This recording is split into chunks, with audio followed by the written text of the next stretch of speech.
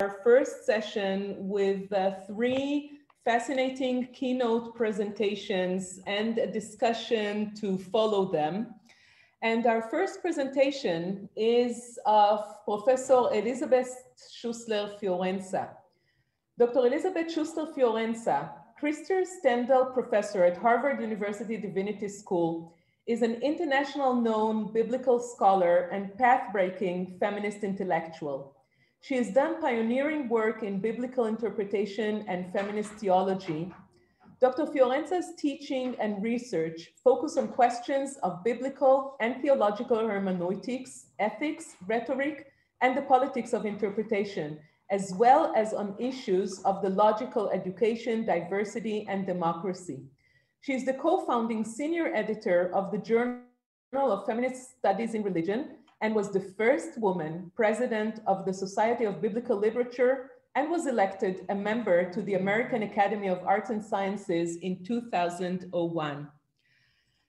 Unfortunately, Professor Schüssler is unable to join us herself today due to some health issues, but she sent her presentation in writing, and I'm really glad to ask our research student, my doctorate student, Sagy Watemberg, Izraeli, to read out Professor Schüssler's presentation. Sagy, please, you have the floor. I am often asked, with whom did you study feminist theology? And I unfailingly answer, when I published my book on ministries of women in the church in 1964, feminist theology and feminist studies in religion did not yet exist. Hence, we had to invent them. This invention took place in the early 1970s in the emerging American women's movement, but was already at work in the ordination movements of various Protestant denominations in Europe. Hence, 60 years ago, feminist theology and biblical studies were in the process of being born. Today, they are a growing, developing, and stimulating field of academic studies, but lack their original context of a social women's movement. Since the history of feminist biblical studies still remains to be written, I rely here on my own memory. I remember that in the 1960s, when the so-called second wave of the women's movement first emerged on the scene, I devoured everything that appeared on any women's or feminist topic. In the 1970s, I could still read anything which appeared in the area of feminist theology or feminist studies in religion. In the 1980s, I was no longer able to keep informed and to read everything which appeared in feminist critical studies, but could still keep abreast of most of the publications in my own area of expertise, biblical studies. By the 1900s, I had a difficult time to keep up and to read the literature appearing in my field of specialization. Indeed, this enormous proliferation of critical feminist intellectual work is ground for celebration. Feminist theology and biblical hermeneutics have been established as a legitimate site of inquiry. A chorus of new voices in biblical and theological hermeneutics has emerged. Without question, in the last 30 years of feminist studies in religion have been established as a new academic field of study with its own subdivisions and publications. Feminist studies in religions are taught today in schools, colleges, and universities and practiced in different parts of the world. However, celebrating the success story of feminist biblical interpretation and studies in religion must not overlook that articles and books by African, Latin American, Chinese, Korean, Indian, Native American, Maori, and other indigenous feminist scholars around the globe are mostly published in the States or Europe, because only very few women of the second or third world have gained access to academic studies in religion or have the status and means to publish their work.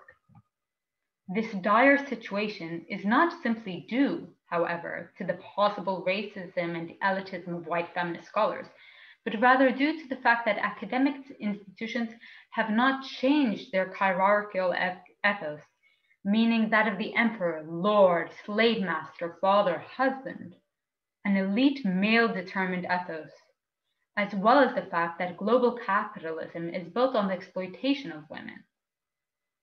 Because of these societal, cultural, and religious structures of domination, very few women of disadvantaged groups or countries have achieved the access to academic studies in general and studies in religion in particular. Moreover, even in the white European and North American academy, where one finds a good number of highly educated women, feminist studies in religion are still not widely recognized as an important field of study.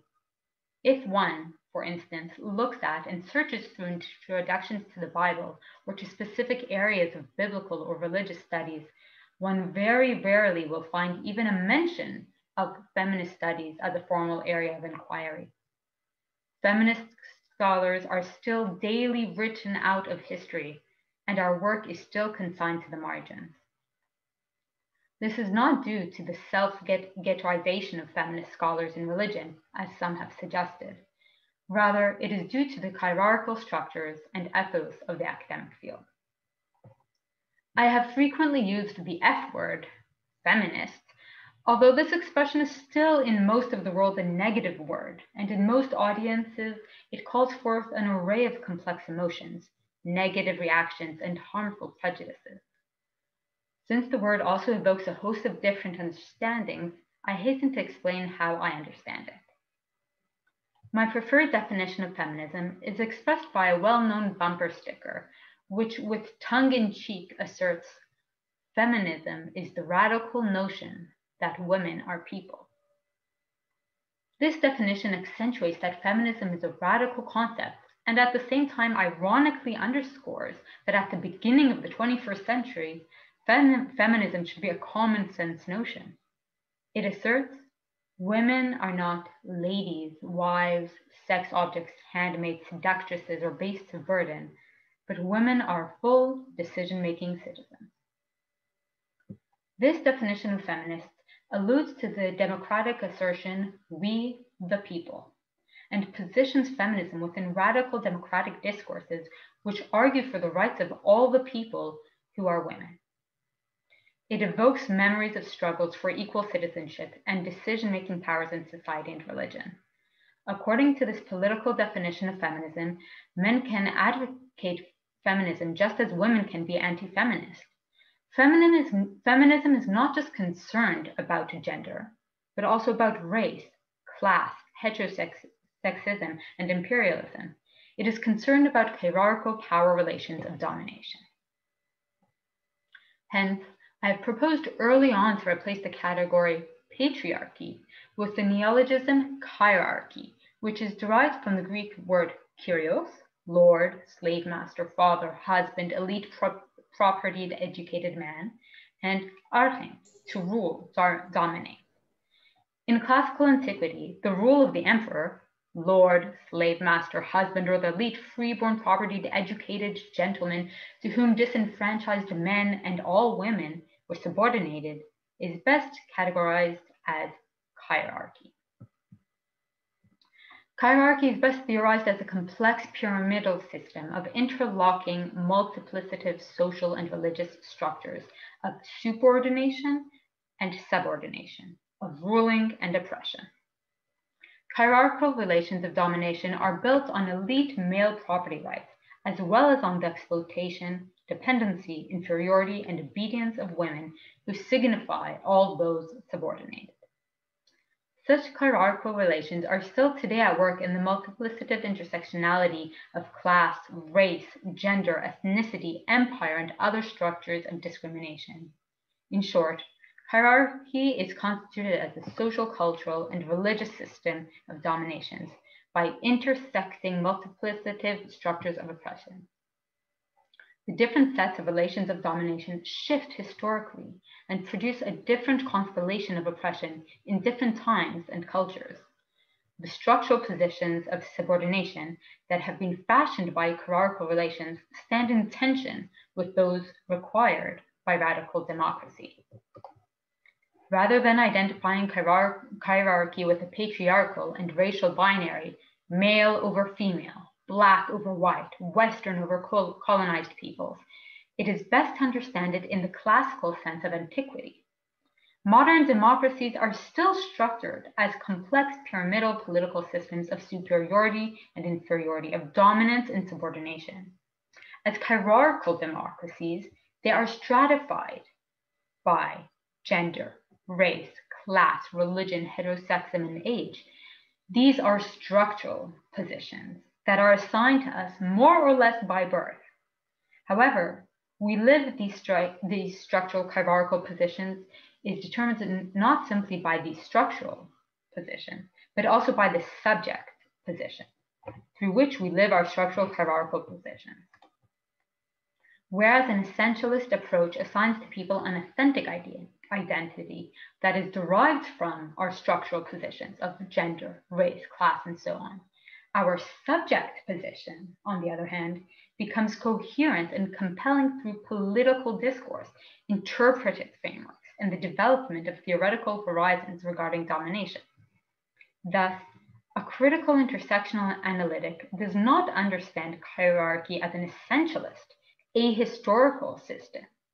Instead, it articulates hierarchy as a heuristic, derived from the Greek meaning to find, concept, or as a diagnostic analytical tool that enables investigation into the multiplicative interdependence of heteronormativity, gender, race, class, and imperial stratifications, as well as into their discursive inscriptions and ideological reproductions. Moreover, it highlights that people inhabit not only one, but several structural positions of race, sex, gender, class, disability, and ethnicity. If one position becomes privileged, it constitutes a nodal point. While in any particular historical moment, class may be the primary modality through which one experiences gender and race, in other circumstances, gender may be the privileged position through which one experiences sexuality, race, and class. Consequently, feminist biblical interpretation is best conceptualized in terms of women's struggles to free ourselves from hierarchical domination and mindset. Our struggles for survival, self-determination, and well-being are struggles to become fully entitled and responsible citizens in society and religion. The roots of feminist biblical studies in emancipatory struggles. Feminist studies in general, and feminist biblical studies in particular, do not owe their existence and any inspiration to the academy, but to social movements for change. Most of the social movements for change in modernity have been inspired by the dream of radical democratic equality and equal human rights. Since the democratic idea promises equal participation and equal rights to all, but in actuality has restricted rights and equality to a small group of elite men, the subalterns who have been deprived of their human rights and dignity have struggled to transform their situation of oppression and exclusion. Such radical democratic struggles are not just a product of modernity, nor is their ethos and vision of radical equality a product restricted to the West. These struggles for women's self-determination, equal rights, decision-making power, human dignity, and radical democratic equality provide the context of a critical feminist theology and interpretation for liberation. They do so not only by articulating ever new sites of struggle, but also by providing ever more sophisticated categories for the analysis of domination, and by articulating visions of liberation. Since Holy Scriptures have been used in most of these struggles, either for legitimating the status quo of the hierarchical order of domination on the one hand, or for challenging dehumanization on the other, feminist theology and scriptural interpretation is best articulated as an integral part of women's struggles for religious authority and self-determination. If religious scriptures and traditions have been used against and for women in their diverse struggles, then the goal of interpretation cannot just be to understand biblical texts and traditions. Rather, its goal must be to change Western idealist hermeneutic traditions, individualistic practices, and socio-political relations. Hence, liberation theologies of all colors take the experience and voices of the oppressed and marginalized, of those women traditionally excluded from articulating theology and shaping communal life, as the starting point of biblical interpretation and theological reflection. In reclaiming the authority of women as religious theological subjects for shaping and determining biblical religions, the act of biblical interpretation becomes a moment in the global struggles for liberation. Long before postmodern theories, liberation theologists have not only recognized the perspectival and contextual nature of knowledge and interpretation, but also asserted that studies in religion and theology are, knowingly or not, always engaged for or against the marginalized and oppressed. Intellectual neutrality is not possible in a historical world of exploitation and oppression. However, such a liberationist position does not assume the innocence and purity of the oppressed. Neither does it see them purely as victims, but rather understands them as potential agents for change. Such a shift from a modern Western male stream to a critical liberationist frame of reference engenders a fourfold change. 1. A change of interpretive assumptions and goals. 2.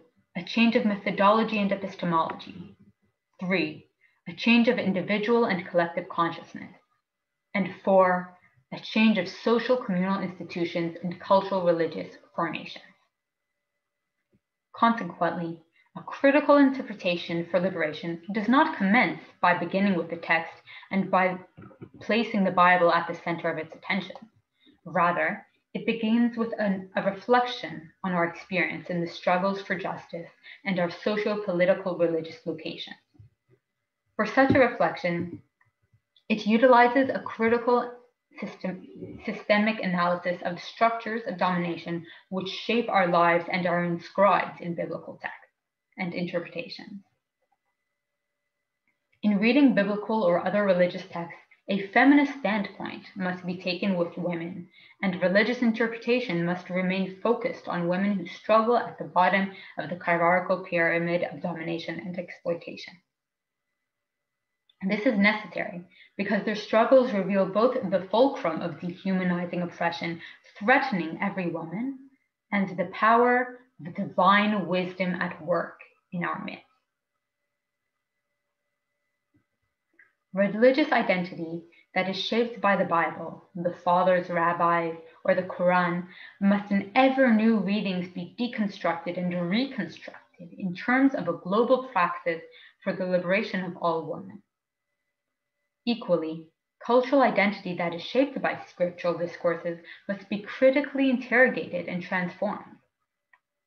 Hence, one needs to reconceptualize the traditional spiritual practice of discerning the spirits as a critical ethical political practice. As interpreting subjects, biblical readers need to learn how to claim their spiritual authority to assess both the oppressive as well as the liberating imagination of particular religious texts and their interpretation. By deconstructing the rhetorics and politics of inequality and subordination that are inscribed not only in the Bible, but also in religious traditions, we are able to generate new possibilities for the articulation of radical democratic religious identities and emancipatory practices. In order to do so, a critical ethical political reading does not subscribe to one single reading strategy and interpretive method, but employs a variety of exegetical and interpretive methods for understanding the Bible as public discourse. Feminists have used different rhetorical metaphors for naming such an emancipatory method and hermeneutic process, making visible, hearing into speech, or finding one's voice, to name just a few. I myself have favored metaphors of movement, such as turning, dance, ocean waves, or struggle. One could also think of biblical interpretation as cooking a stew, utilizing different herbs and spices that season the rice, meats, and carrots equally, and when stirred together, combine into a new and different flavor. Whether one thinks of biblical interpretations as a stew or a dance, crucial spices or moves in a critical feminist emancipatory interpretation are experience and conscientization, critical analytic of domination, suspicion rather than trust, assessment and evaluation in terms of a feminist scale of values, reconstruction or remembering, reimagination, ritualization, and the goals of transformation and action for change. These strategies of a critical feminist emancipatory interpretation, however, are not to be construed simply as successive independent steps of inquiry or simply as discrete methodological rules or recipes. Rather, they are to be understood as interpretive moves or seasonings that interact with each other simultaneously in the process of reading a particular biblical or any other cultural text in light of the globalization of inequality. These movements in the hermeneutical dance of liberation work on two different levels of interpretation. One, on the level of the language systems, ideological frameworks, and socio-political religious locations of contemporary readers in hierarchical contexts of domination. On the other hand, on the level of the linguistic and socio-historical systems of biblical texts and their effective histories of interpretation.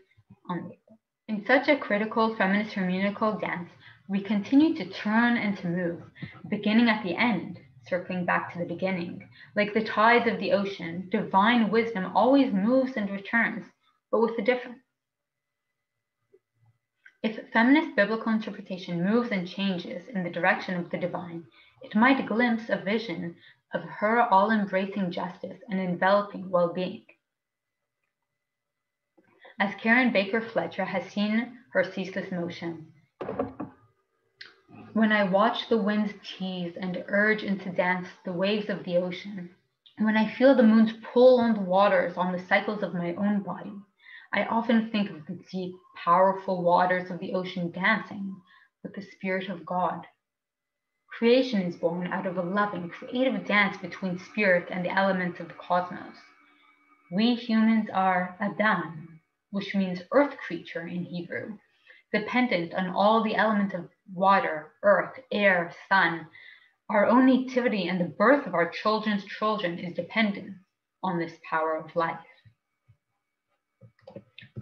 If the scriptures were seen to be like the deep, powerful waters of the ocean dancing with the Spirit of God, feminist biblical and religious studies could be understood as articulating and participating in the creative dance between the spirit and the elements of the Abrahamic, or better, Sarahic tradition. In the hermeneutical movements of the dance of critical feminist interpretation, biblical discourses could become divine power and food for life again. Such a complex, interactive model of a critical interpretation for liberation challenges both the academy and the religious institutions in order to transform them in the interest of all non-persons struggling in neo-colonial situations of human dignity, justice, and well-being. It seeks to recast interpretation not in positivist, but in rhetorical terms. It does not deny but recognizes that religious texts are rhetorical texts produced in and by particular historical debates and struggles. In short, a critical feminist interpretation for liberation does not derive its lenses from the modern individualistic understanding of religion and the Bible. Rather, it seeks to shift attention to the politics of religious studies and their socio-political context of struggle. Hence, it places women as subjects and agents, as full decision-making citizens at the center of interpretation. To that end, it favors not only a deconstructive, but also a reconstructive approach to interpretation. It struggles to elucidate the ways in which religious doctrines, symbols, practices, and texts of sacred scriptures function in the creation and maintenance of ideas about sex, gender, race, colonialism, class, and religion. It also examines how social constructions of sex, gender, race, colonialism, class, and religion have influenced and shaped theoretical frameworks, theological formulations, biblical interpretations, and our own self-understanding. Feminist interpretation of the Taohedic religious traditions is thus best understood as a site of struggle over meaning, rather than as a means to provide definite interpretations of biblical texts. A major site of struggle is the struggle over the authority to interpret the Bible, since not only women but also feminists have often internalized that they do not have either the religious or the academic authority of interpretation. Readers of biblical texts early on learn to develop strategies of textual valorization and validation rather than hermeneutical skills to critically interrogate and assess scriptural interpretations and texts along with their visions, values, and prescriptions. If the literary canonization of texts in general places a work outside of any further need to establish its merit, the canonization of sacred scriptures in particular brings even more sympathy and uncritical acceptance. Canonization compels readers to offer increasingly more ingenious interpretations, not only in order to establish the truth of the text itself or a single sense correct meaning of the text. It also does so in order to sustain affirmation of and submission to the authority of the Bible, either as sacred scripture or as a cultural classic.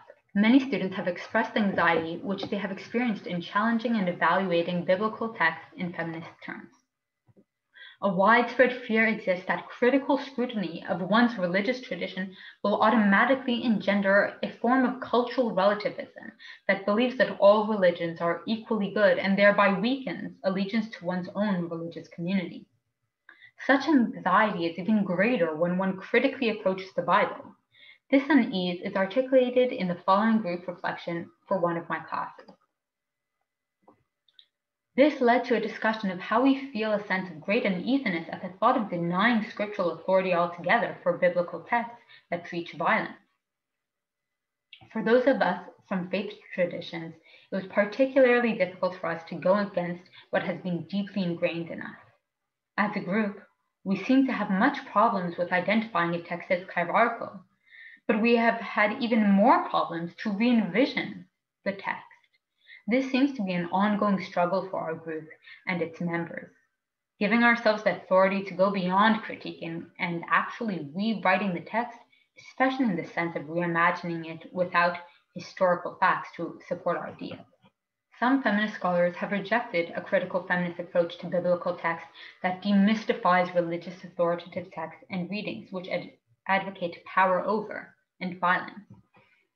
They argue one should not reject such texts out of respect for the meaning-making of conservative women who derive self-worth and solace from reading chirocentric biblical texts.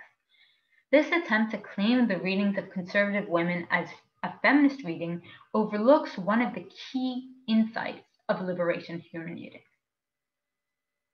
The Brazilian educator Paulo Freire has pointed out a long time ago that the oppressed have also internalized oppression and are divided in and among themselves. I quote him. The oppressed, having internalized the image of the oppressor and adopted his guidelines, are fearful of freedom. Freedom would require them to eject this image and replace it with autonomy and responsibility. Freedom must be pursued constantly and responsibly. Since both the oppressed and their oppressors are, according to him, manifestations of dehumanization, the methodological starting point of a critical emancipatory hermeneutics can also not be simply the common sense experience and the interpretation done by women. Rather, such a starting point must be systematically analyzed and reflected experience.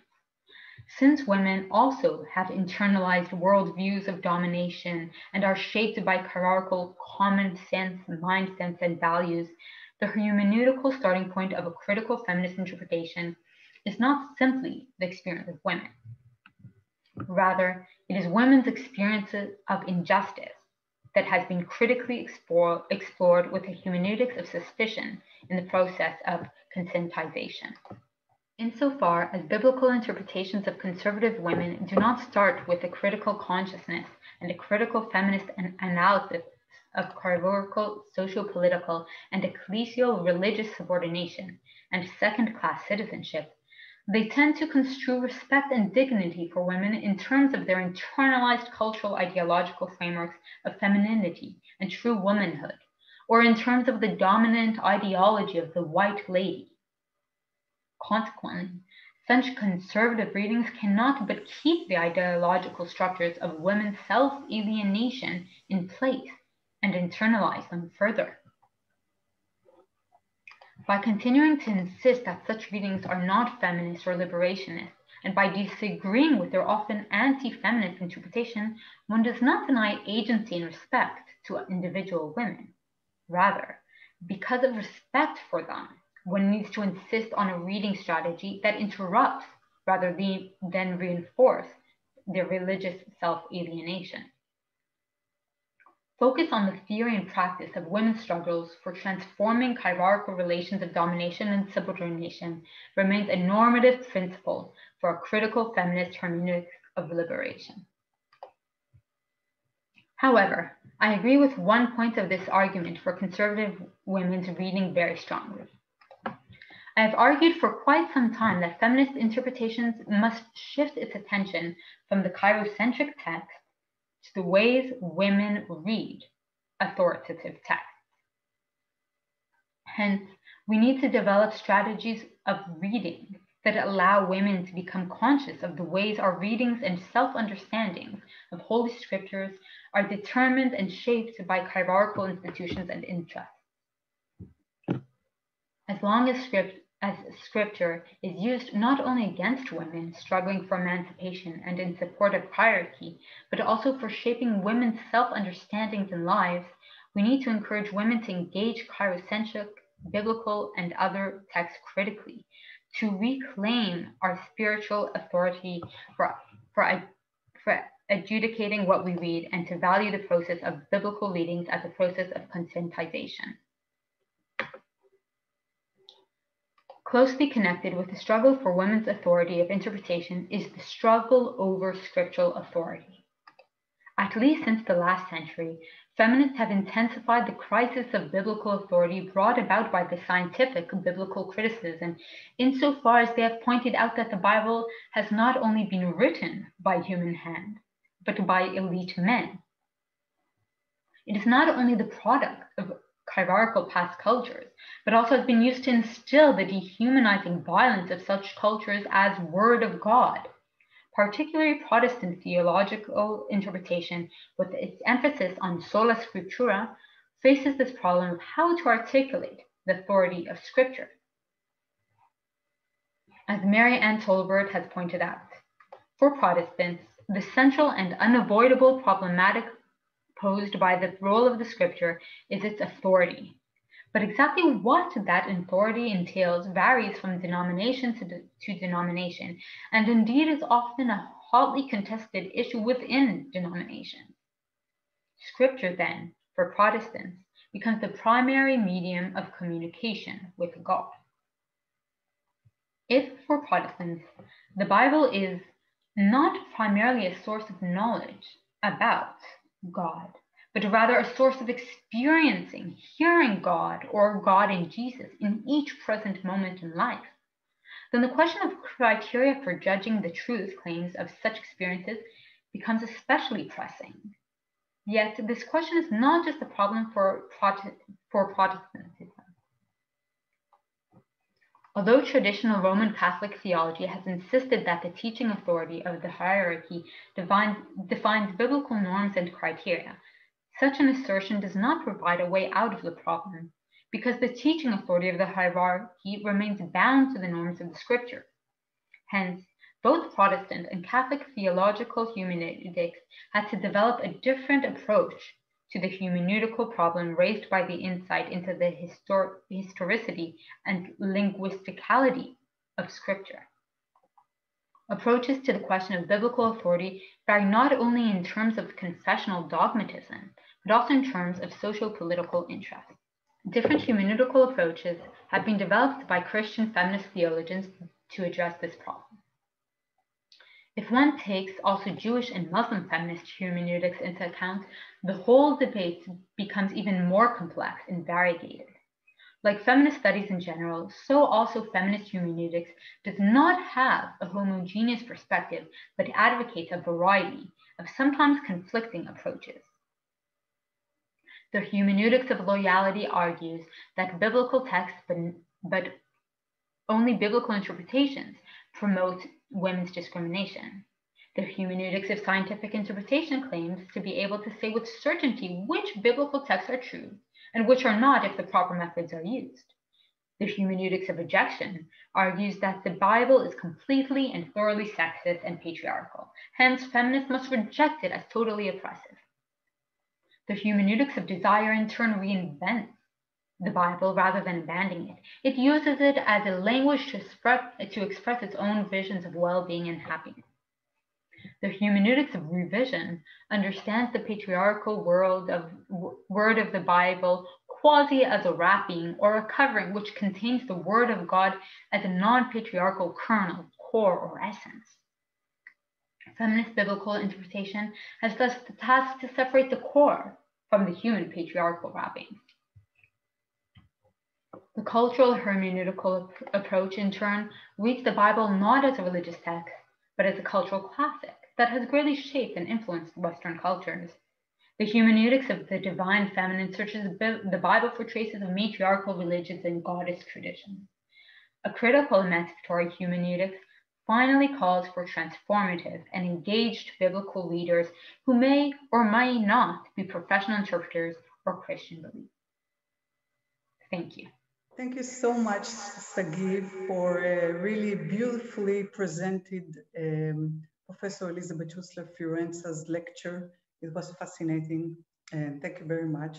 And now it is really my great honor and pleasure to present Professor Tamar Ross.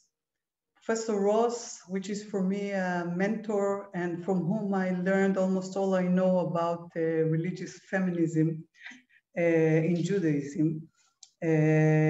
Professor Ross retired from the Department of Jewish Thought at Bar-Ilan University, where she taught and researched medieval and modern Jewish philosophy. She was also instrumental in setting up the Department of the Gender Studies program at Bar-Ilan and teaching their standard yearly course on feminism and Judaism. Tamar continues to teach at Midrashet Lindenbaum, which is a post-high school seminary for women in advanced study of Judaism. She published the famous book, Expanding the Powers of Torah, Orthodoxy, and Feminism. So we move now to Tamar's, Professor Ross' presentation. Good morning, afternoon, or evening to all of you, as the case may be. I'm delighted to join this panel, and I hope we can generate a fruitful dialogue between us. I'll begin by saying that Jewish feminism has essentially traversed the same path as that of the feminist movement in Western society at large. It begins with the distressing discovery of the profound normative character of maleness in the Torah and in Jewish tradition at large. The Torah addresses the male as the representative Jew. In the oral law, halacha, the role and value of women is defined and limited even further by male interests and considerations. But the feminist critique doesn't stop here. After noting that Jewish religious practice is based on exclusion of women from the public communal arena and accords them a subordinate legal status, some Jewish feminists strive to overcome the injustice they perceive in this discrimination by retrieving the lost history of women's spirituality alongside an effort to afford women in the present full equality in matters of ritual, communal authority, and opportunities for religious leadership.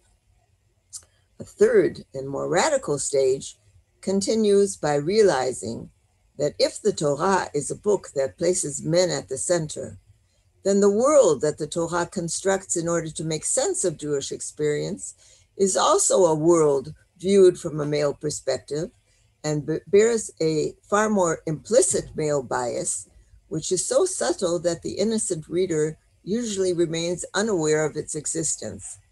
At this stage, feminists urge us to consider, for example, to what extent God is portrayed in the image of a human male in the opening chapters of Genesis with its creation story. The problem is not merely whether we should describe God as a male, but rather that the very idea that religious curiosity requires an explanation of how the world came into existence, that the way it came into existence was on an analogy with someone making something outside of themselves and by command, rather than being called forth in an invitation toward love and cooperation, and that the world is portrayed as a graded hierarchy of clearly differentiated beings. All these are viewed as images that reflect a specifically male way of thinking. The importance of these observations is not academic. For each one of these problematic assumptions, women might imagine a retelling that would assume an alternative vision, not only of God, but also of ourselves, our relationship to God, our relationship to each other, and what it means to be close to God. In sum, the problem raised by the last stage of the feminist critique is that in creating one specific picture of reality, Jewish tradition has most likely suppressed alternative perspectives that existed alongside it and are worthy of preservation. Among non-Orthodox Jewish feminists, certain practical attempts are already being made to address this critique by incorporating alternative views of God and the world into tradition. By engaging in revisionist history and innovative biblical exegesis, such feminists attempt to locate and reclaim authoritative sources for augmenting the male imagery of monotheism. But as for Orthodox feminism, and it is on this variety of feminism that I want to focus, not only because it's the one I know best, but also because it is here that the tension with feminism is the greatest. So to the extent that Orthodox feminism allows itself to proceed at all beyond the first stage of acknowledging the predominantly male perspective of the Torah, it initially engaged only in gingerly attempts within the boundaries of halakha to mitigate the injustices or anachronisms that are seen in the system. In other words, it reached the second stage and no further. Orthodox Jewish feminists, as a rule, prefer not to deal with theological revisionism, and indeed they consciously avoid it out of faithfulness to the sanctified formulas of tradition.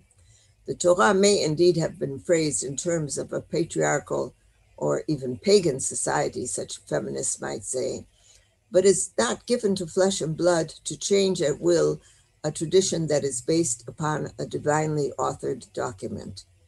The point I wish to make is that it is precisely here that the real problem of Jewish feminist theology lies. The real problem is not whether it would be better or even permissible to talk about God as a she rather than a he, or to depict the nature of God in more woman-friendly terms. The real problem, lurking in the background of even the first stage of the feminist critique, is a far more radical conclusion, which is that the blatantly patriarchal nature of this tradition, its hierarchical assumptions, and the male image of God which supports them, bear extremely upsetting implications for the prevailing Orthodox concepts of revelation and the divine nature of the Torah as well. The reasoning runs as follows. If the Torah is from God, it should be above any human conditionality. But if the Torah's understandings of self, world, and God so clearly reflect a patriarchal social order, how are we to view the sources of such a Torah? What sort of a God is it that ignores women's voices and experiences? Since the perspective of the Torah is so limited, can we really credit it with being divine? Is it really describing God in words that God has revealed to us? Perhaps these words are merely the projection of our own wishes or social systems onto the cosmos in a religious language that is so socially shaped and culture bound and therefore not binding.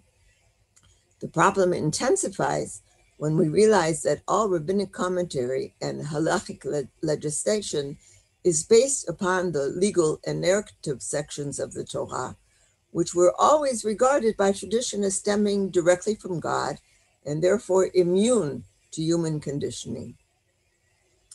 In dealing with this question, I must first point out that it's not really a problem unique to feminism. The question surely applies to countless other areas where Jews nowadays feel the time and culture-bound nature of the Torah and subsequent traditional texts. Another issue, for example, could be the pagan language of the Torah or its acceptance of slavery, revenge killings, genocide, and other social institutions which today we regard as morally inferior. But while these other instances of culture-bound ritual are often ignored because they no longer touch upon live issues, for an increasing number of Jewish women and men, perceiving the immorality and spiritual degradation involved in the overwhelmingly patriarchal nature of the Torah and Halakha hits especially hard. Perhaps our Torah is really only a male Torah parading under the cloak of universality? In revealing the extent to which not only the forms, but even the contents of revelation reflect a view of reality filtered by male spectacles, feminism is, in a sense, reviving with a vengeance the old threats of historicism raised by the Jewish Enlightenment movement that developed the scientific study of Judaism in the 19th century. Orthodoxy somehow weathered that storm by modernist attempts to address the localized issues of science and religion on a factual plane, or via the well-known principle that the Torah speaks the everyday language of people, in other words, the principle of divine accommodation, without really addressing the heart of the problem. But now that the clash between orthodoxy and historicism is less over facts and more over the general biases and traces of cultural relativism that appear all over the place, these panaceas can't suffice. It's therefore obvious that if the feminist critique, in its Jewish mold, threatens to relativize and conditionalize the entire corpus of traditional halakha, Orthodox feminists stand in desperate need of a contemporary theology which will accommodate the following two requisites. A, the ability to acknowledge with a maximum of intellectual integrity the degree to which the Torah and halakha at large are formulated in a time and culture-bound social mold, yet B, to assert strongly that the same Torah is nevertheless the voice of an eternal God speaking to us, with every word of that voice equally holy and indispensable, and even to find theological meaning in the fact that our sacred and revered texts have been bound to the implicit patriarchal premises which feminist thinkers are now uncovering. I believe this issue points to a new theological dimension that must eventually arrest the attention of every traditionalist who sees any measure of justice in the reluctance of women in our day to continue to maintain patriarchy as the ideal societal mold for all time. Over the past few years, I've been developing a theological framework to address this need, which I call cumulativism. Although my solution is developed within a religious context, I believe that it provides a more general cultural statement that deserves the attention even of secularists who will choose to reject its metaphysical trappings.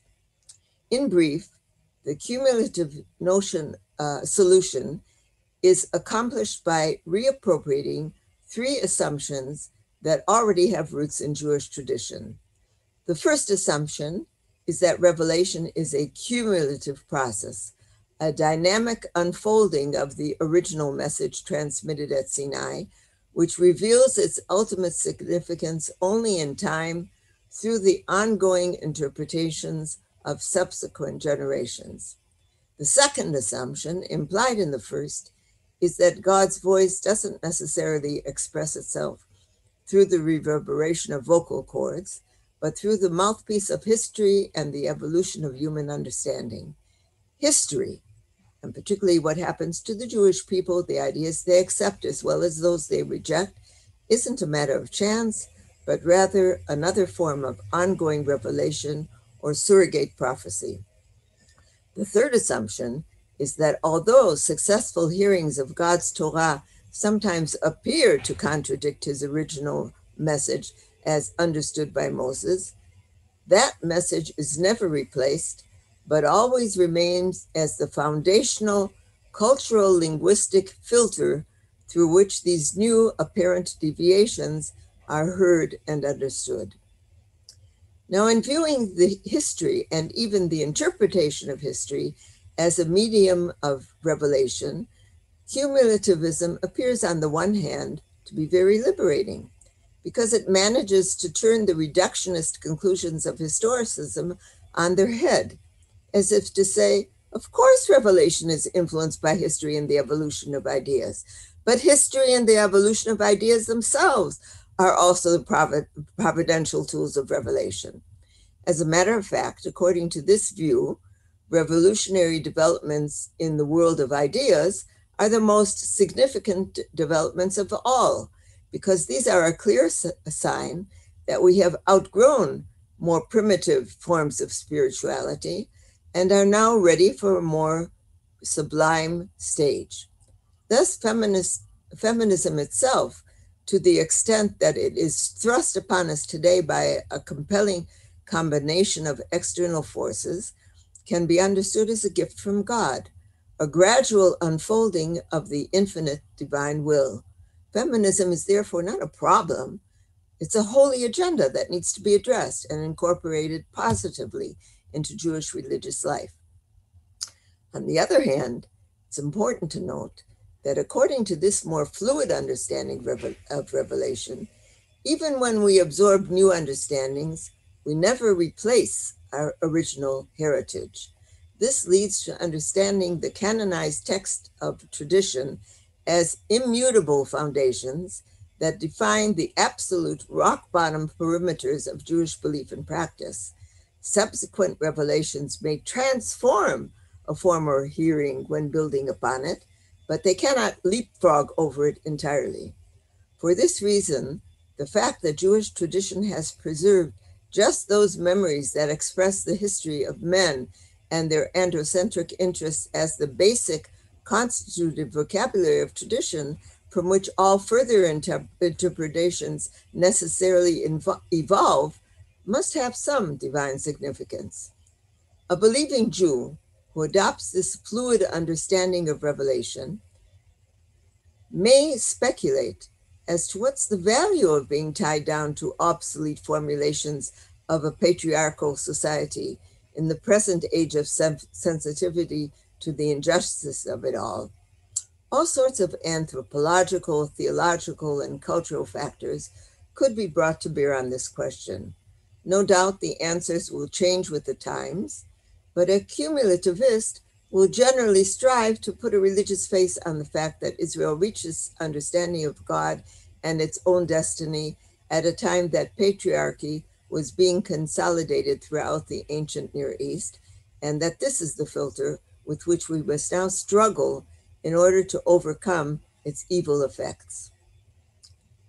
Dyed-in-the-wool feminists may look askance at the notion of patriarchy as a manifestation of divine providence.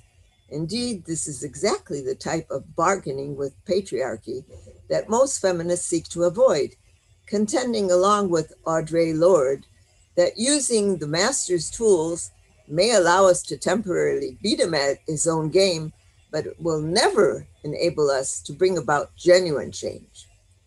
In response, I will be the first to admit that the incremental and restricted approach of cumulativism doesn't necessarily lead to the neatly consistent results called for by a rigorous feminist sensibility.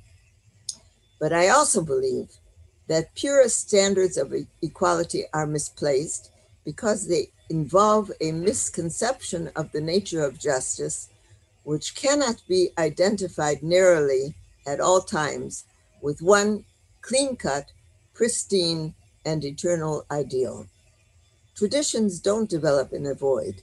They develop for a reason, helping the society that sustains them in a multitude of ways that we don't always fathom, so that accepted norms born of a monotheistic worldview can't always be judged one-sidedly in terms of the woman question.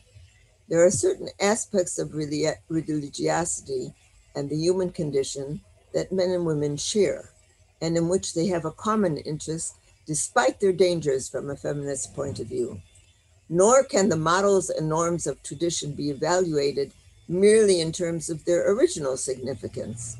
The irrational emotions, collective memories, customs, rituals, mystic and even magical meanings that have accrued to them over the generations all interweave to form the invisible thicket that constitutes our sense of who we are.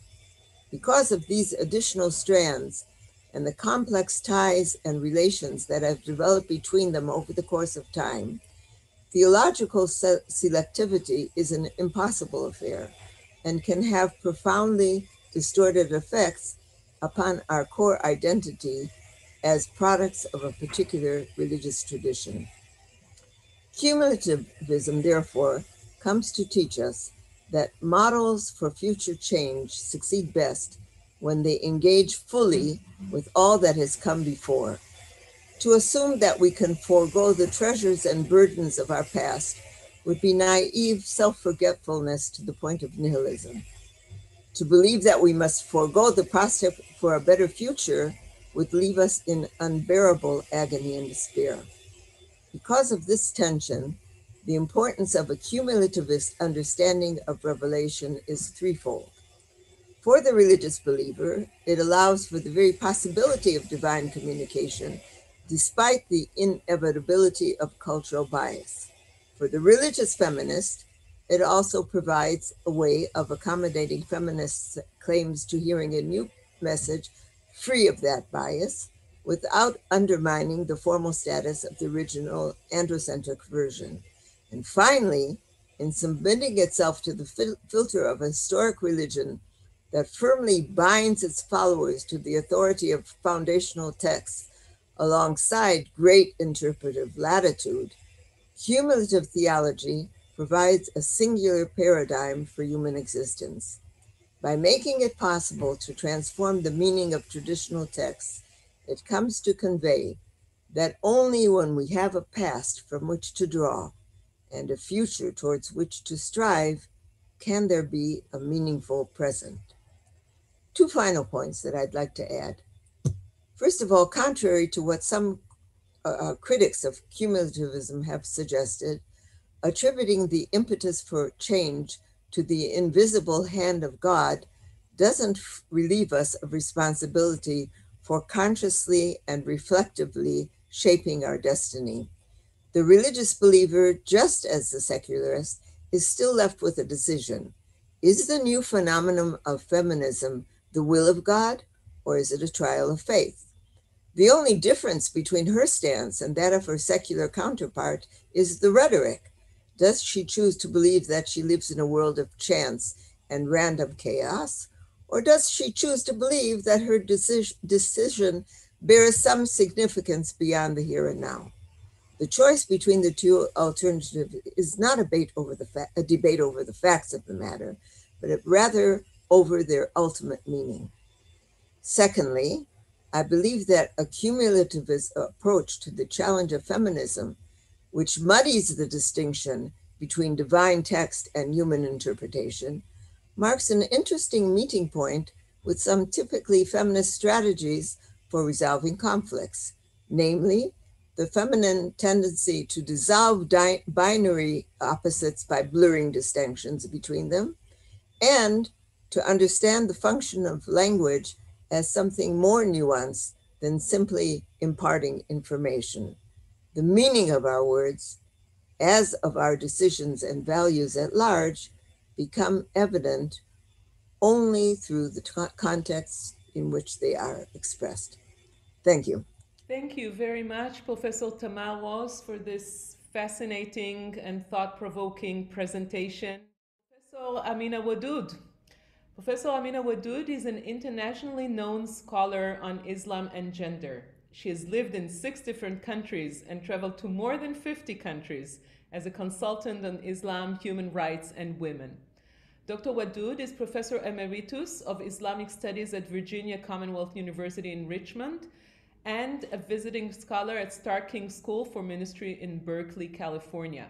She is the author of the groundbreaking Quran and Women, Rereading the Sacred Text from a Woman's Perspective, and has published much more since 1999 when this book was published. She gained international recognition and acclaim when, for the first time in March 2006, she led community prayers in a New York mosque. Sheikh Yusuf al-Qaradawi, a member of the Muslim Brothers, issued then a fatwa in which he sentenced Amina Wadud to death. Thankfully, Amina Wadud is with us today, and here is her presentation. As I always begin, in the name of Allah, whose grace I seek in this and all other matters. Islamic feminist exegesis of the Quran was a precursor to the rise of Islamic feminism as methodology and movement. When I published my PhD dissertation under the name Quran and Woman in 1992, there was no such thing as Islamic feminism. Instead, one had to choose between feminisms that were overwhelmingly hostile to religion, especially Islam, and the dominant interpretation of Islam that was overwhelmingly patriarchal. Therefore, the most common mantra was, you cannot have feminism and Islam. There are some who think this is still the case. However, a vibrant and intersectional movement has taken place to challenge the dominant rubrics of both feminism and Islam as they entered the new millennium. The publication of Quran and Woman, initially with an Oxford University Press subsidiary in Malaysia, did not lead to a revolution.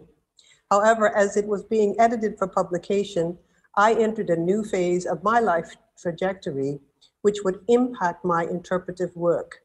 As one of 8 founding members to a grassroots women's organization called Sisters in Islam, SIS, I would enter feminist activism for social justice from within a faith perspective. This activism changed my approach to textual hermeneutics. As a PhD student, it was easy to locate my individual self as a Muslim woman within my exegesis, but I had no concept of how to relate it to Muslim women's lived realities in the context of law, policy, and culture. For one thing, there is no personal status law in the US. There are ad hoc legal postulates in certain Muslim communities which are overwhelmingly patriarchal. However, these are not the law of the land and thus lack state enforcement. Working with SIS for that first 3 years, I saw the important nexus between theory and praxis, leading me to promote the notion of context over text. The context of lived realities for Muslim women, especially those realities, when those realities are used in codification of public policy, would soon come to eclipse the text whenever it was used to enforce patriarchal hegemony. In this presentation, I will discuss the importance of lived realities to the hermeneutics of the Quran. This led to new knowledge production and an expansion of authority beyond the dominant male model of control that had gone on for nearly 14 centuries. In turn, this led me to Islamic feminism. As the Islamic feminist movement began to unfold, my approach to hermeneutics would be transformed. While Islamic feminism could be said to be part of Islamic reform in the new millennium, it has taken a more comprehensive and truly global step, more so than any other aspect of Islamic reform.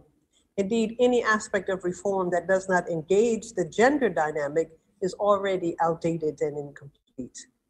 The journey towards Islamic feminist knowledge production creates a coherent methodology of using gender as a category of interrogation for all Islamic primary sources and for their application in the law and culture. It dismantled more than 1,000 years of patriarchal control over textual exegesis and Muslim lives. While Islamic feminism centers on the lived realities of Muslim women, it is not just about women. It is about moving the understanding of gender from hegemony and control to equality and reciprocity. My first book, Quran and Woman, is deeply intuitive, critically analytical, and explicitly gender inclusive. It enhanced the field of Quranic exegesis by confirming not only that Muslim women speak, but also by providing evidence that when we speak, we do so from our own realities. Furthermore, it gave evidence that men had been speaking from their own lived realities for centuries, but calling it universal. As Muslim women speak, we say some things differently from what men have said for over a millennium. Although Islamic feminist exegesis is more than just women, it included women's realities in Quranic analysis in such a way that it challenges the dominant and prolific model of centering analysis of sacred texts and religious practice around men and men's experiences as if universal. By centering women's voices and experiences in the way the primary texts were understood and adjudicated, the whole rubric of patriarchal hegemony was upset. Islamic feminism takes into consideration the epistemology of textual analysis by constructing gender as a category of thought. Classical Islamic intellectual traditions that operated within a well-entrenched patriarchal model took it for granted that men were the ideal agents and that they were superior to women as a matter of cosmology, theology, epistemology, and praxis. Men were in charge, and women were here to support men's movement towards the divine. To be sure, Islamic classical thought expressed the general understanding promoted in the Quran and by the Prophet, upon him be peace, that women are fully human.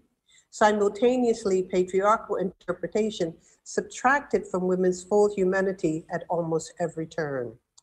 Patriarchy is not the subject of my discussion here, but as the elephant in the room, I will indicate how I understand it in order to show why it is not the focus. To focus on patriarchy distracts from the tasks I have taken up over a lifetime and once again centers men, men's ways of knowing, being, and doing. Patriarchy gives privilege to men over centuries of humanity's movement to manifest its highest potential. Patriarchy is constructed around an inherent inequality of human relationships. It was encoded first by action and social structure, then justified by Hellenistic philosophy. Each person has a place in society. Some places are higher than other places. Some are even placed as slaves to serve others who are placed as masters.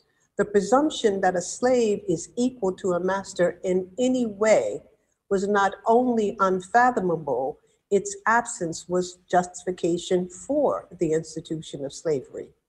Patriarchal is not just a gender construct. However, in application to gender, it mandates a hegemony based on privileging men over women. In the Islamic cosmology of human design, we all descend from a single soul, self, or being, nefs. Nefs is feminine grammatically, but is used for the essence of the sentient being, whether male, female, or non-binary. It has been translated as soul or self, although there are other words for soul in Arabic as well. Since the word nefs is also used in the Quran for the creator, who is not a being at all, it should not be seen as a substitute for human, except in the way the creation story is told. All of humankind descends from a single soul, nafsin wahida. The Quran does not state that the human sojourn on the earth starts with a male person, or even the nafs of a male person. It is taken for granted that the first human was Adam, just as it is taken for granted that Adam was a male person. However, even prior to this human creation, the Quran assures us, in the words of God, from all things we have created pairs. Min kulli shayin khalaqna zawjayn. Thus, male and female are equally essential to this ontological design. Every created thing participates in this binary at some level.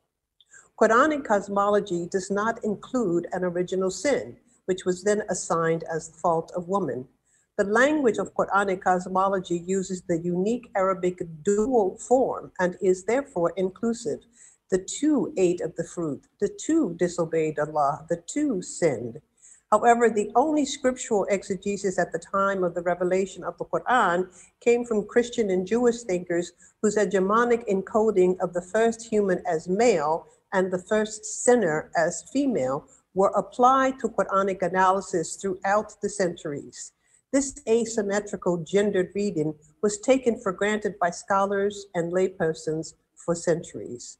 The first time I received a letter threatening my death was after a public lecture in which I debunked the rib story, and it was written up in an article in one of the main newspapers. We have no rib story in the Quran. Still, the prevailing idea amongst Muslims is that a man was put to sleep and a woman was extracted from under his heart. Nevertheless, a strict Quranic reading does not support this reduction.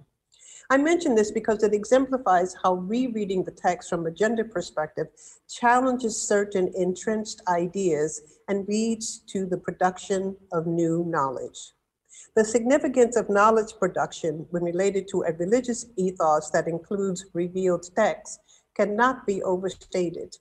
Most members of the Muslim community expect only to receive religious knowledge that descends from a sacred and unknowable source. Eventually, an elite class of interpreters were elevated to nearly a level of infallibility, despite strict rules against such throughout all of Muslim intellectual history. The most vexing part of this elitism was that even when women's scholarship was an integral, even mandatory part of the Islamic traditions, women did not play a substantial role in setting the operating paradigms of Islamic thought. Eventually, women's subjective knowledge was deemed incongruent with truth or orthodoxy, while men apparently had no subjectivity. With Islamic feminist reform, all interpretations are returned to the status of mere human struggling to understand and implement divine mandates. You cannot imagine how hard it is to disengage men's subjectivity from the copious and even erudite and eloquent constructions of Islamic thought.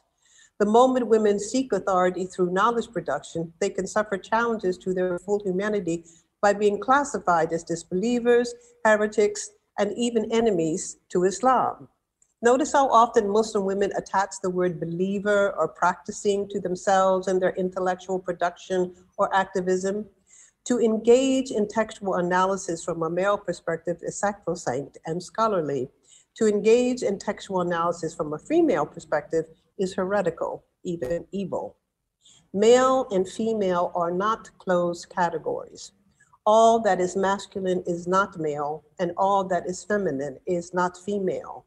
All that is male is not masculine, and all that is female is not feminine. Rather, female and male form a spectrum between 2 points in a binary abstract possibility. I identify as non-binary because I see how my feminine aspects operate in a constant dynamic relationship with my masculine aspects. Within the spectrum of possibilities, reality is neither exclusive nor absolute. All humans fall along this binary spectrum with both masculine and feminine attributes, aspects, and essences. Gender is a construct. During the foundational discourse of Islamic thought, men dominated discussion and encoded their own humanity as total or comparable for both women and men. Men became the measure of what it means to be human. To achieve excellence as human was often constructed as belonging exclusively to men, yet even then, not all men. Men who were servants, travelers, indigent, not the same ethnicity, color, race, religion, sexual expression, were, like all women, also considered deficient in their humanity. According to Hellenistic philosophy, this was good and just. The differences between the male and the female were presumed to operate within a necessary hegemony, within differential treatment and analysis as natural and necessary. If any two beings came together, one must be better than the other. Therefore, men were better. The logic of hegemony is patriarchy.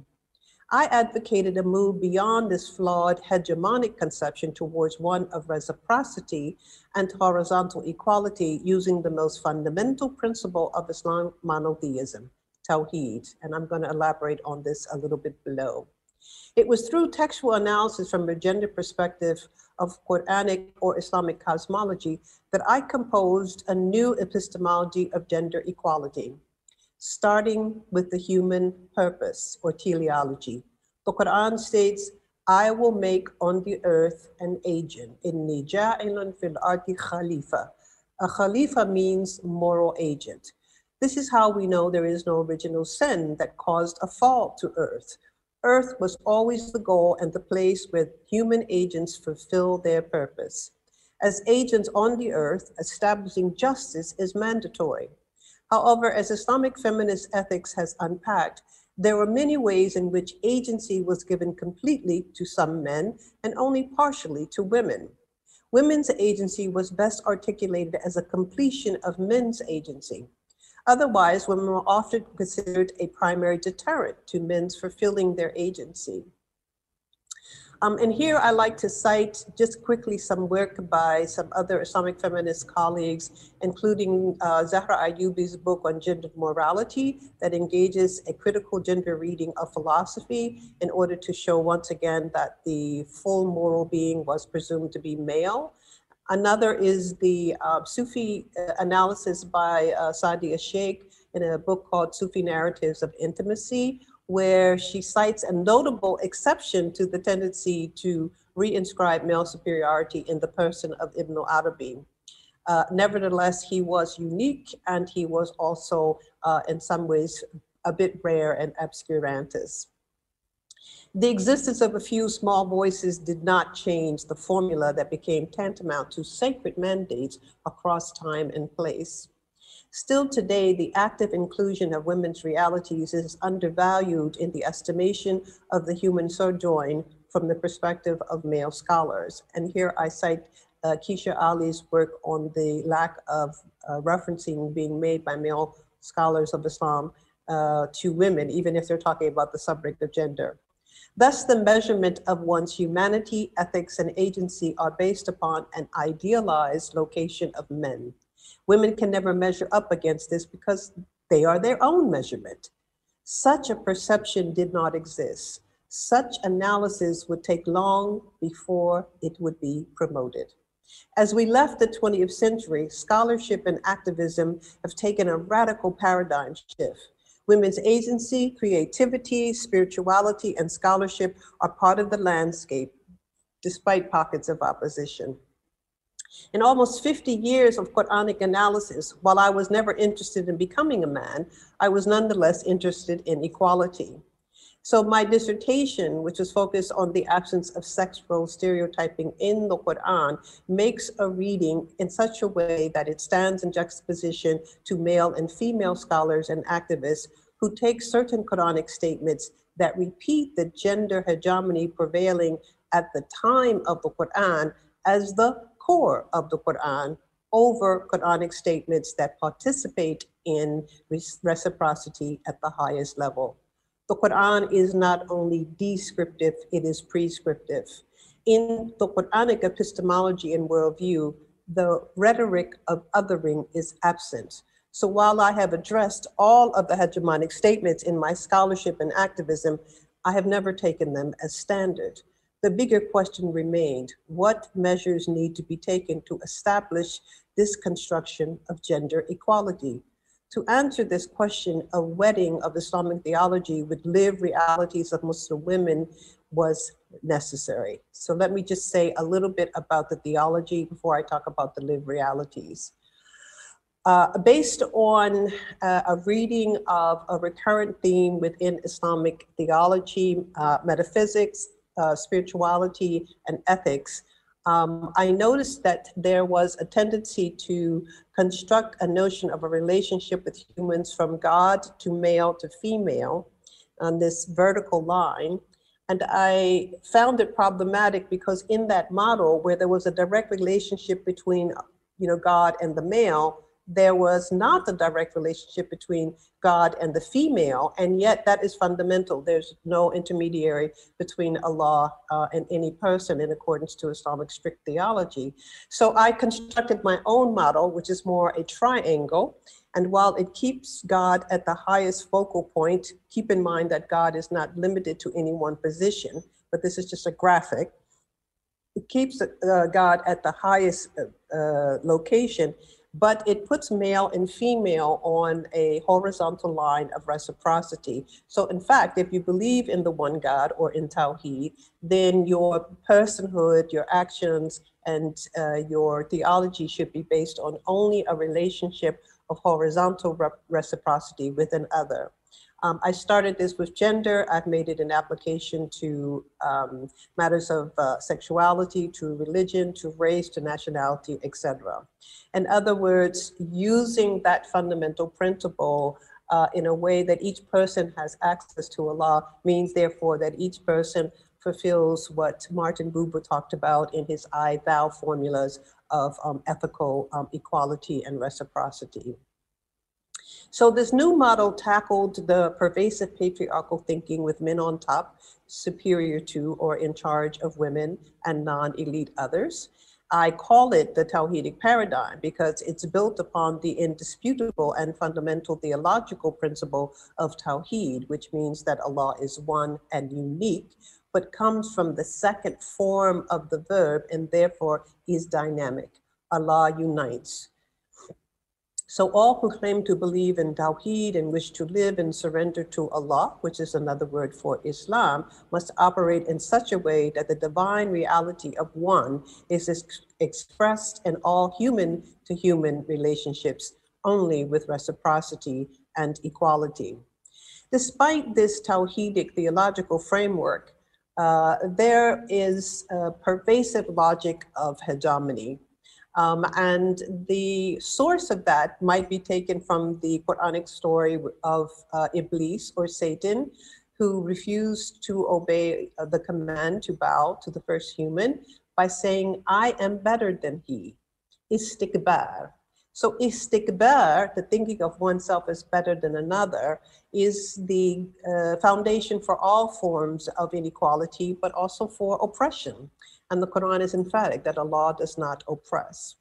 So Quranic language, syntax, and metaphor is absent in the rhetoric of hegemonic juxtaposition on the basis of the diverse characteristics of human-to-human diversity. In the Quran, the only qualification or preference is based on two things, faith and good deeds. The highest ethical term in the Quran is taqwa. And taqwa is both the moral consciousness that results from awareness of divine consequence and the ethical actions that result from compassion that this consciousness would lead to. And the Quran is explicit. The most noble of you in the sight of Allah is the one with the most taqwa. So while the Quran does not make note of characteristics of persons placed situational in elevation over others, these are descriptive passages. The Quran is both descriptive and prescriptive. Other features of feminist exegesis limits descriptive passages to particular paths while encoding prescriptive passages into their universal benefit across time. Rhetorical hegemony accounts for a manifest I-it social construct through Satanic consciousness or logic. The last thing that I want to share is the understanding of lived reality as a rubric of analysis. This is based on the heaviest concentration of Islamic scholarship in the area of law or policy. I don't want to go into, all the details, but the understanding of the divine way, with the divine way being Sharia or fiqh, is jurisprudence. This is what has been encoded in the law, and feminist exegesis and feminist activism has shown that this is the way in which certain patriarchal rubrics become encoded in state law, and then they're taken as if they are divine and are therefore equivalent to Sharia. So distinguishing between fiqh, which is jurisprudence or the human understanding, and Sharia, which is the divine way or the sacred path, was an important contribution of feminist exegesis. And the other thing was understanding that with this heavy concentration on Islamic law, legal constructs, and the application, there has been a tendency to support the notion of women's, subservient or subaltern relationship because they were not the main subjects. So one of the ways in which we have challenged this is to really ask the fundamental question. Since there is a universal understanding that Islam is just and it's all about justice, can there be justice for Muslim women if they do not experience it? So women's subjectivity have to come to the forefront. In fact, we live in a time where there's a critical mass. At no time in history were there as much agency demonstrated by women on behalf of women. Even in the time of the Prophet, the radical reforms that were made then were not ones made by the women themselves. There's more Quranic passages about the social justice of women than any other aspect of social justice. But this was a gift to them. This was not as a result of their own advocacy. But now we're in the midst of this advocacy and we will not be turned back. I think understanding that we can use women themselves as a measurement for any calculations of justice has been one of the radical aspects of challenging patriarchal reading in such a way that the context has priority over the text. And this has led to a number of radical reform movements that allow for us to accept our own authority with regard to our own experiences and to value those experiences as indications of the necessity for reform. Thank you very much. We really want to take this incredible opportunity of having live together with us both Professor Tamar from Jerusalem, Israel, and Professor Amina Wadud from Jakarta, Indonesia. And Professor Wadud, we especially appreciate the fact that you are here with us. It's almost close to midnight at your time zone. And we want to take these few minutes to have discussion. And Ronit, can you perhaps read out the question that was first directed to Professor Tamar, and then we will move on to a couple of questions to direct to Professor Wadud, and maybe also both of you can relate to each other's presentations. As we said, we explained previously, unfortunately, due to health issues, Professor Schüssler could not join us for the part of the discussion. Ronit, yours. Okay, so here is the question for Professor Ross. Could you explain, please, how you avoid the possibilities of abuse in terms of human rights of the idea of subsequent fluid revelation? On one hand, it can embrace feminism, but alternatively, it could adopt ethnic superiority as the chosen people. So please, Tamar, if you would like to answer this remark. Okay, I'm really pleased to be able to answer it, to respond to it.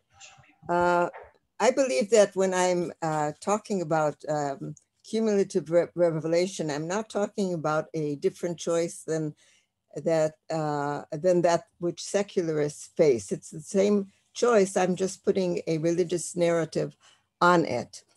Regarding the question altogether, obviously, if I were starting from scratch, I would probably begin with a program of equal rights, which was purist and sterile and clean. But the truth is that all of us don't start in a void. We all belong to particular communities that have legacies, and we have to negotiate with real people and their view of reality as they have practiced it for generations. And because we are connected critics, that's a term that has been coined by some religious halachic feminists, we still wish to maintain connections with our mother society. And one of the strategies for avoiding discrimination, which has been adopted spontaneously over the generations without consciously thinking about it, is investing these discriminatory practices with new meanings. It's hard to extricate these meanings from the practices themselves. If I want to get personal, I'll take an example. Amina and myself both carry on with head coverings, even though we regard ourselves as rabid feminists.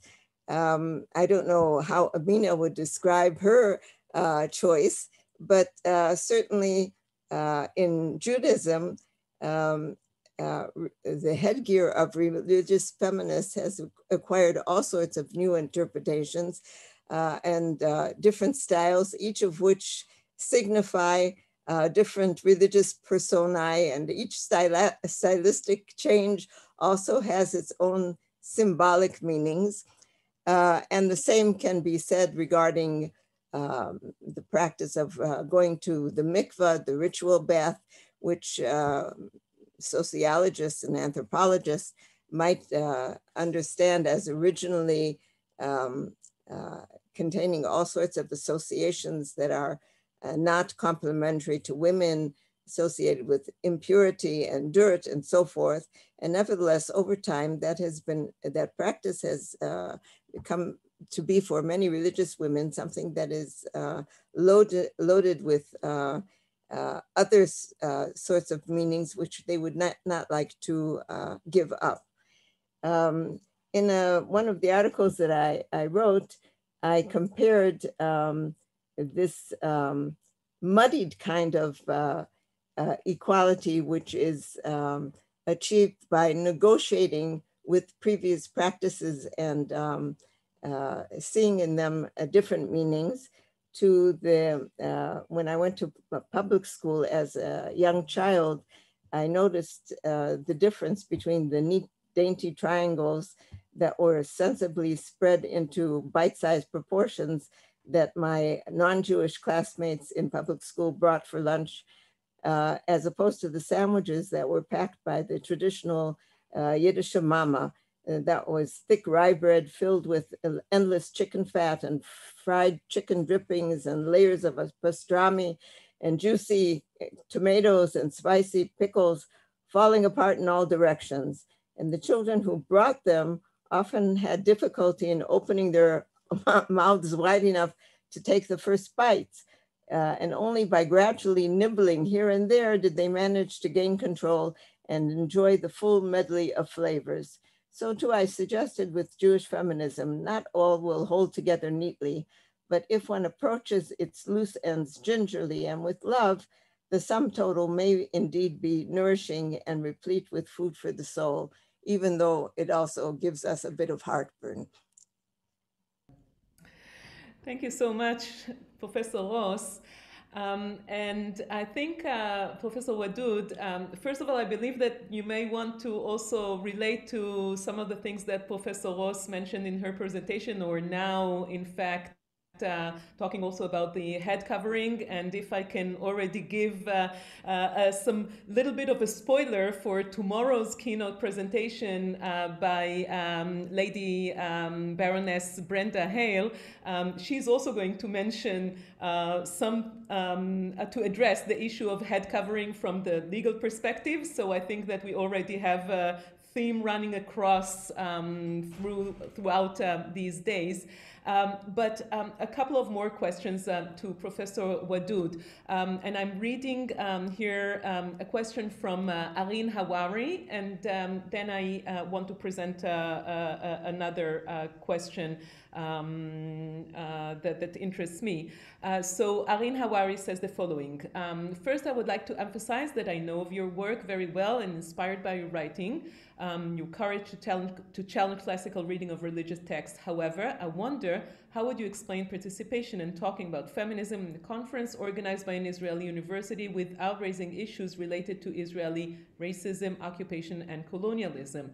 I would expect that from a feminist, especially an African American, who calls for intersectional perspectives and talks about Islamic justice, Adelwa Insan, especially that all struggles against discriminations and racisms are interconnected. And another question for Professor Wadud, which came just now. How significant were elements of the pre-Islamic matriarchal culture in the Arabian Peninsula with relation to the Quranic texts, in your opinion, and to Islam? And thank you for an important presentation. This question comes from Dr. Miriam Ovadia from Bar-Ilan University. I'll skip my own question because we are really short on time. So Professor Wadud, please. Thank you very much for your questions. While it's important to acknowledge every form of discrimination, inequality, and lack of reciprocity, if I went down the list of things, I would not be able to complete a coherent thought. And you may notice that my presentation was the shortest of the three, 26 minutes. Also, if I were to make a selection with regard to the prioritization that naturally comes with intersectionality, I would start with Black Lives Matter. So while I have my own objections to the occupation of the Palestinian people and the lack of democracy, it's not the subject that I'm dealing with here, and so it has not been addressed. Thank you for addressing it. As for the pre-Islamic matriarchal culture, unfortunately, there's very little of it that is encoded into the Quran. There are small glimpses, but there has been some wonderful historical excavations, and I've been doing some work myself on the divine feminine, and I find the existence of a certain matriarchal focuses interesting because they have led very small seeds that might yet bloom into full blossoms if we nurture it. I am interested in it not as a historical phenomenon, but also as a theological and transcendent phenomenon because of the spectrum that I talked about of how male, female, masculine, feminine works. And because Allah has both Jalal, which are masculine, and Jamal, which are feminine aspects and attributes, and yet we have emphasized the Jalal, and we've taken literally any use in Arabic of the masculine singular plural, we are undervaluing the extent to which not just the matriarchal culture before Islam, just like any other culture, but rather the elements of divine unity and balance that exist within the rubric of Tawheed. So I think I would give priority to this theological construct as a kind of universal articulation of the acceptance of and confirmation of the beauty of the diversity of humankind. I don't answer questions that have to do with Islam until I first am allowed to give an entire epistemological breakdown of the power dynamics in the use of the term Islam. So I've answered the question only in terms of the Quran. The other thing is, I don't think there's sufficient time here to make reference with regard to my choice of dress, but let's just say that dress is political, just like everything else. Thank you. Thank you very much.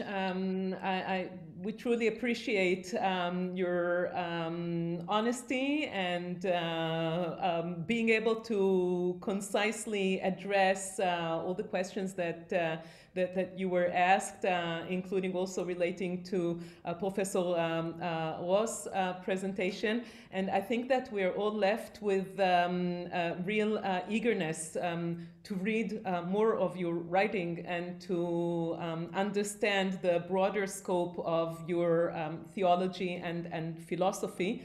And once again, we really appreciate that you participated with us, and despite the problematics of the time differences,